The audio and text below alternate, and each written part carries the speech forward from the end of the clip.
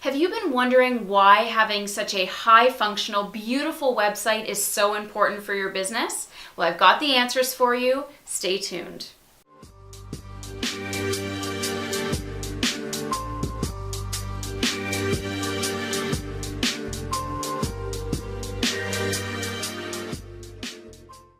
So let's talk about what people shouldn't do first. So I'm entering onto the web. Let's say, clicked a link off of social media. I enter onto this person's website. I'm either going to make the choice to do something or not. And how quick does somebody typically spend time on a website if it doesn't have that clear call to action?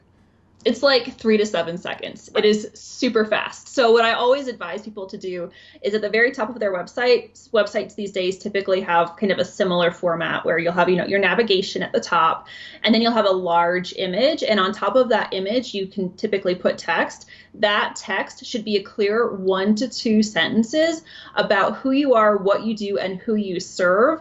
And then you should have a button that they can click. So if it's, I'm a naturopath for women in their 20s, this is terrible. Yeah, that's okay. Not good copy.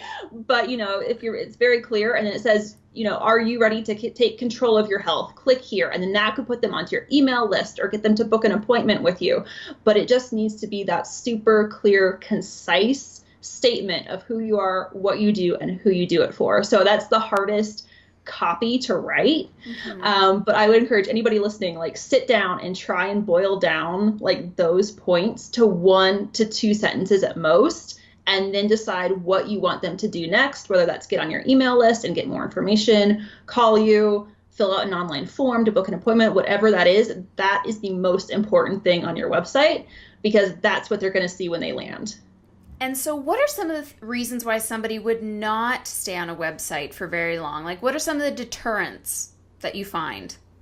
The biggest one in terms of younger clients is going to be how your website looks. Okay. If your website looks outdated and just, really hideously ugly, then they might go, this is, not somebody I want to do business with, because looks are very important to people. In my age group, millennials, we're we want the cool website. So because they make decisions so fast, yes, if you have an outdated looking website, or maybe they're checking it out on their phone and it doesn't work on their phone, mm-hmm. they're gone.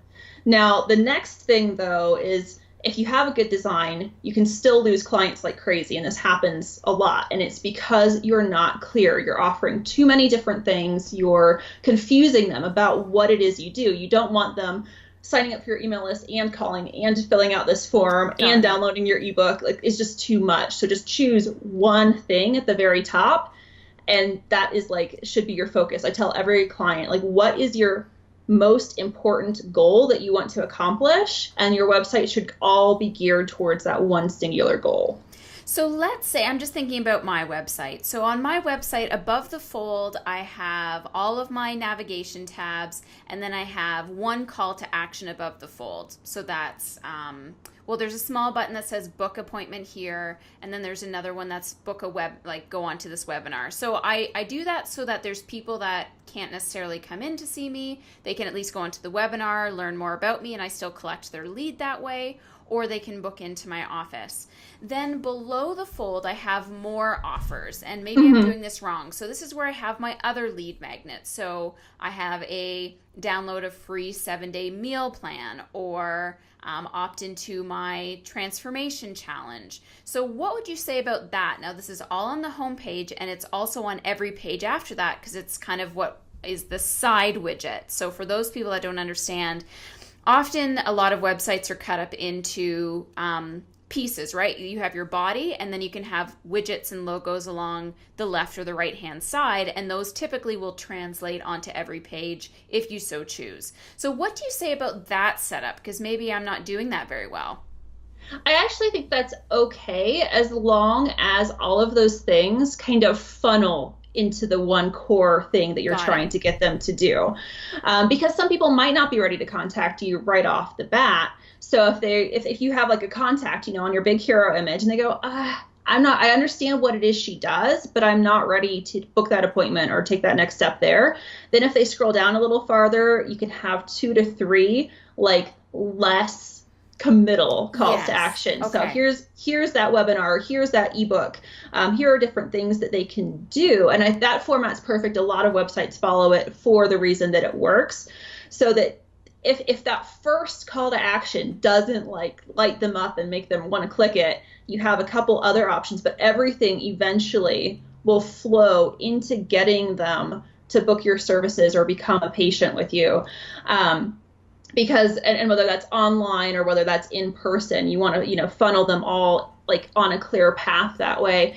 And I think that's totally perfectly fine, but you have to have your core goal behind everything. Perfect. And you may actually have, and I'm not quite sure, some people may actually have two different core goals. They might have the in-person, and then they might just have an online course or something, and that's okay too.